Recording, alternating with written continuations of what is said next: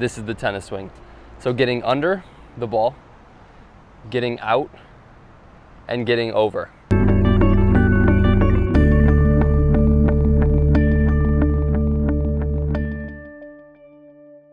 Hey guys, it's Ransom here from racketnut.com. Today I want to show you 3 components to the tennis swing that are going to make your life a lot simpler and that you can actually think of in giving yourself tasks to play the sport a lot more effectively or efficiently. So the 3 pieces of the swing, I may have done a video on this earlier, and I probably will harp on this again because this is the tennis swing. Hands down, no other, as simply as I can put it, this is the tennis swing. So getting under the ball, getting out, and getting over. Okay, so getting under, what would that do? Well, if I have a ball that's waist high and I take a waist high backswing, I'm not going to have that much height to it, right? Because I'm coming from flat behind it. Now if I come from, say, knee level on a waist high ball, now I'm going to have height. Okay, so getting under gives you height. Going out now, okay, so if I throw a ball like this versus throwing a ball like this, the difference is me guiding, right? That's my vocab word. Guiding, pushing the ball out, okay? So if I want to hit it deeper, I'm going to go out longer and more, or add topspin to the ball and have it come down sharply. What would I do? Well, I'd come over, okay? Now if you come over too early, then you're not guiding, right? It's that mix of combination of what you're doing. So let me show you 3 different shots that kind of have a, you know, if you know anything, I think it's a client of mine told me, but I think graphic design, red, green, blue, the scale, you know, you can put a certain percentage of each one to give you different colors, so different combinations. So there's gonna be those 3 pieces in the tennis swing are gonna give you unlimited amounts of ball. Okay, so let me show you kind of 3 scenarios that you would do this with. So if I have my neutral shot from the baseline, I don't need that much, you know, I just need average kind of everything, right? So if I have a waist high ball here, I would probably just come under from knee level because I do want height. I don't want to hit a flat ball. Okay, so I'd come from under.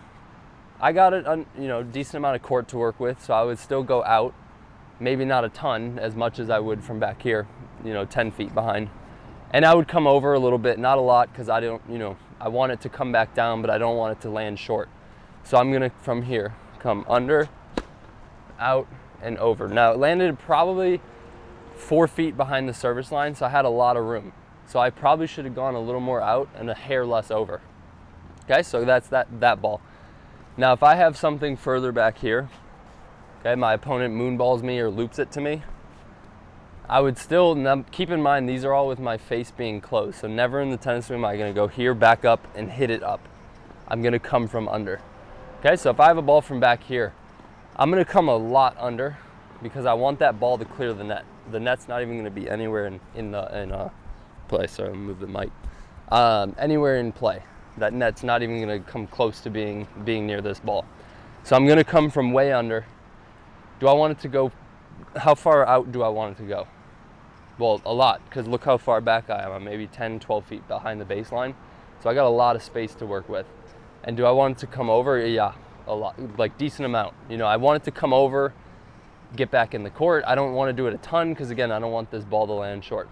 So from back here, now you wouldn't do this from shoulder height. You do it from around, again, waist level. I would come from way under, out, and then over. Again, that landed a little short, so I would still go more out.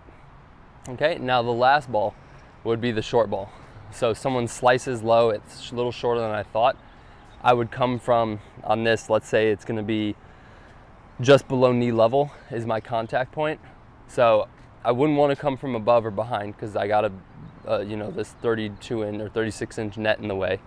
So I would come from way under. Do I want to go out? Yes, but not that much, right? Because I have less court. Look, I've got 7, 8 feet of less court to work with. Now, the further I move in, the less I would go out. Do I want to come over? Yes, for sure, 100%. Because if I just go out and stop, it's going to sail on me. I want to give the ball directions to go up, out slightly, and down sharply. So that would look something like that. Now notice my finish here. You know, a lot of pros teach a perfect finish. Yeah, it's good for beginners and to learn, you know, how to basic swing, but that doesn't work for every shot. I have a lot of clients that hit that low ball and they'd come up here and it sails long on them, or they miss hit because they pull up and try to get a perfect finish. Your job with the tennis racket in your hand is to start the racket in the direction and then let the racket move you how it wants to. So if I want to get the ball under, out, and over slightly because I have this low ball, I would finish here, because had I finished here, how much over would I get? Not that much, right? So I need to get under a lot, out slightly, and over quickly to get that ball to come up, slightly out, and down sharply. So hopefully that makes sense. If it doesn't, drop a comment in the comment box, but start watching some pros on TV and you'll see that when these pros get like a low short ball, they wrap that finish super quick down here around waist level. Now they're back here, you look at Dominic Thiem, prime example, he backs up, look him at French Open, anytime on clay, watch Dominic Thiem or Rafa, or any great player. They're back here and that finish is way up here. Now you give Dominic Thiem that same low short ball, he's gonna be a lot more over, not up. So hopefully that helps you guys kind of think about what's going on in the tennis swing and what directions does what to the ball. Because again, your job in this sport is take that yellow fuzzy ball and hit it with this stick over on that side with power, pace, control, height, spin, you name it. So hopefully that tip helps you guys and kind of think about why is the ball dying on you or going wherever. If it's flat and goes in the net, you probably came from above and hit down. So thinking about those things, breaking down your mistakes, and anyone can be good at hit it. If I gave someone 10 balls or 10 attempts, I guarantee one would be good. But can you do 2, 3, 4 in a row, in that? So don't try to hit 100,000 balls. Hit 1,000 good solid balls that are well thought out and educated, that you're, oh, I understand what I did. Oh, I get what, oh, okay, that makes sense. So try to have these mini breakthroughs when you're playing and practicing, and like when you miss, don't just hit a next ball. Because again, even some top juniors I work with, I don't feed them 10, 20 balls back to back to back, because yeah, sure, they're gonna dial it in and groove it, but I want them to understand that when they go into a match and don't feel grooved, how can they get grooved? How can they understand what they're doing? Because in a match, you're not worried about your technique. And you come out and you're a little cold, it's a little windy, the weather's, it's not as hot as you'd like, or it's too hot and you're just not feeling it.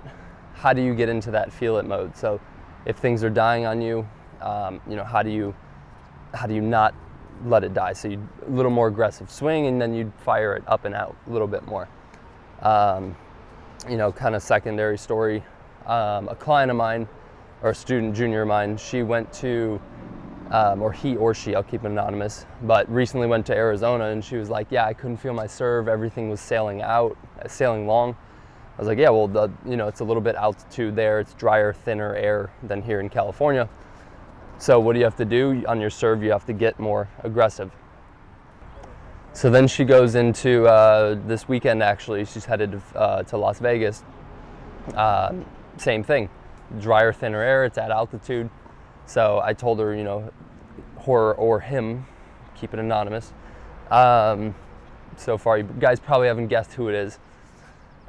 Anyway, of getting here and getting aggressive on the serve. So that same fundamental applies to the tennis shot.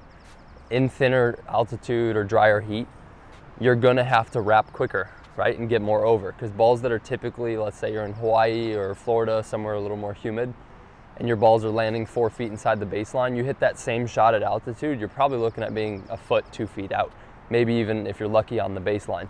So you have to make these small adjustments, like wrapping a little bit quicker, not going out as much maybe, but still keeping the swing speed up.